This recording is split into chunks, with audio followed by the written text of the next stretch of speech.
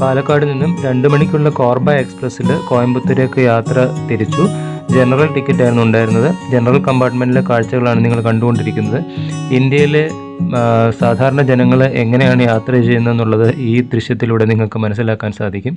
അങ്ങനെ ഞാൻ കോയമ്പത്തൂർ എത്തി. കോയമ്പത്തൂർ ഈഷ യോഗ സെൻറ്ററിലേക്കുള്ള 14D ബസ്സിൽ കയറിയിരിക്കുകയാണ്. ജനത്തിരക്കേറിയ കോടമ്പാക്കം ബസ് സ്റ്റാൻഡ് അല്ലെങ്കിൽ കോയമ്പത്തൂർ ഗാന്ധിപുരം ബസ് സ്റ്റാൻഡിൻ്റെ കാഴ്ചകളാണ് നിങ്ങൾ കണ്ടുകൊണ്ടിരിക്കുന്നത്. കോയമ്പത്തൂർ ടു ഈഷ 1.25 മണിക്കൂറാണ് യാത്ര. 50 രൂപയാണ് ടിക്കറ്റ്. അങ്ങനെ പ്രശസ്തമായ കോയമ്പത്തൂരിലെ ഇഷ യോഗ സെൻറ്ററിൻ്റെ മുൻപിൽ ഞാൻ ബസ് ഇറങ്ങി അതിൻ്റെ ഗേറ്റിൻ്റെ മുൻപിലേക്ക് നടക്കുകയാണ്.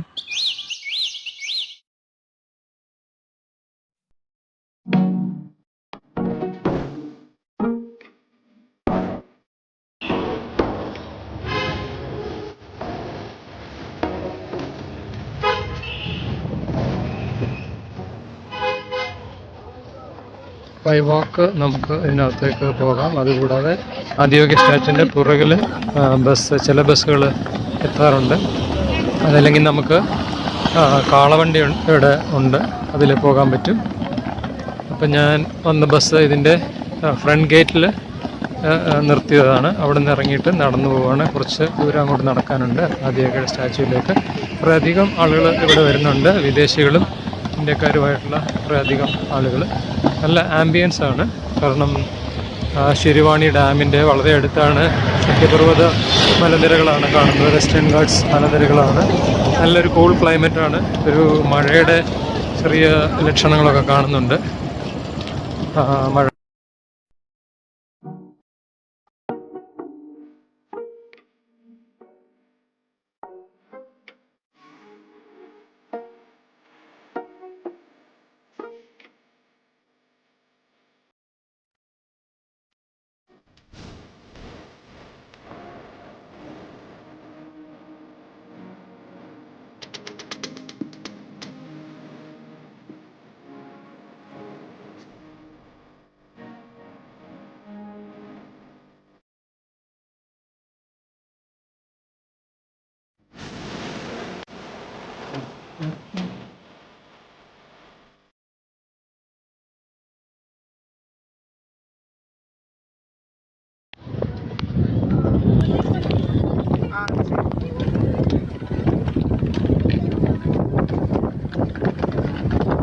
അങ്ങനെ ഞാൻ അവസാനം നടന്ന് ആദിയോഗി സ്റ്റാച്യൂവിൻ്റെ അടുത്തെത്തി. പക്ഷേ നിർഭാഗ്യവശാൽ മഴയായിപ്പോയി. മഴ ശക്തി പ്രാപിച്ചുകൊണ്ടിരിക്കുന്നു. എങ്കിലും വെയിൽ ഇരുട്ടാവുന്നതിന് മുൻപ് എനിക്ക് ഈ സ്റ്റാച്യൂവിൻ്റെ മുമ്പിൽ എത്താൻ സാധിച്ചു. അതിൻ്റെ അടുത്തേക്ക് ഞാൻ എത്തിക്കൊണ്ടിരിക്കുകയാണ്. വളരെ ബ്യൂട്ടിഫുള്ളായിട്ടുള്ള ഒരു മെറ്റൽ സ്റ്റാച്യു ആണിത്. ഷോൾഡറിന് മുകളിലേക്ക് മാത്രം ഉള്ള ഒരു സ്റ്റാച്യു ആണ്. പൂർണ്ണകായ പ്രതിമയല്ല. വളരെ ബ്യൂട്ടിഫുള്ളാണ്. ഈ ശിരുവാണി മലനിരകളുടെ താഴ്വാരത്ത് വളരെ മനോഹരമായി നിർമ്മിച്ചിരിക്കുന്ന ഒരു ആദിയോഗിയുടെ സ്റ്റാച്യു ആണിത്. ഇഷ യോഗ സെൻറ്റർ. മഴയായതുകൊണ്ട് ക്യാമറ നനയും. ഫോണ് ഒന്നാമത് പൊട്ടിയതും കൂടെയാണ്. അതുകൊണ്ട് വെള്ളം കയറാൻ സാധ്യതയുണ്ട്. ഇപ്പോൾ തന്നെ ഓഫായി പോകാൻ സാധ്യതയുള്ളതുകൊണ്ട് വളരെ സൂക്ഷിച്ചാണ് ഞാൻ വീഡിയോ എടുക്കുന്നത്. കുറച്ച് കാലാവസ്ഥ മോശമായിപ്പോയി. എങ്കിലും വെയിൽ താഴുന്നതിന് മുമ്പ് ഇനി എത്താനായിട്ട് സാധിച്ചു. അത് വലിയ കാര്യമായി.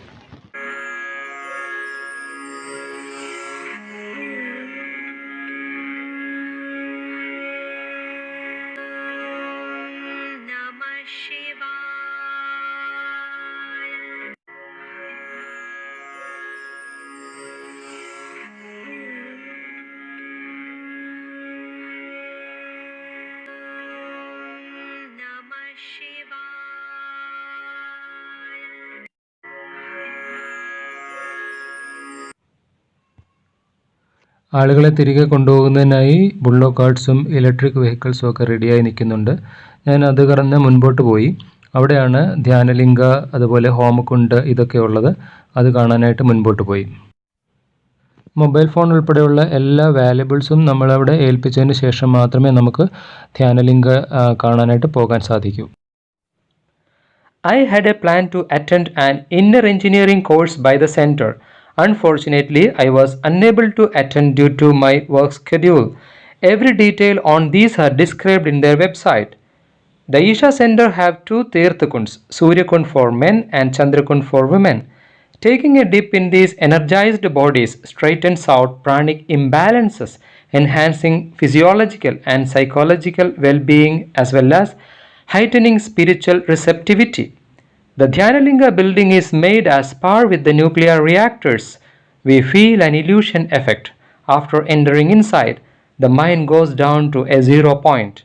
I felt such an experience after sitting inside the silent room. You feel a state of deep meditativeness. You have a lot to explore here, including the evening light shows. I saw people from different walks of life, different parts of the world meditating there. Overall, it was a wonderful experience, and I like to visit the place again with my family. The entry to Isha is absolutely free. Only you have to pay rupees 20 to enter inside the Tirthakunds. You may get rooms if you are booking it prior. Isha Yoga Center gave me a state of inner wisdom. I bid farewell with a thought to visit this place soon again.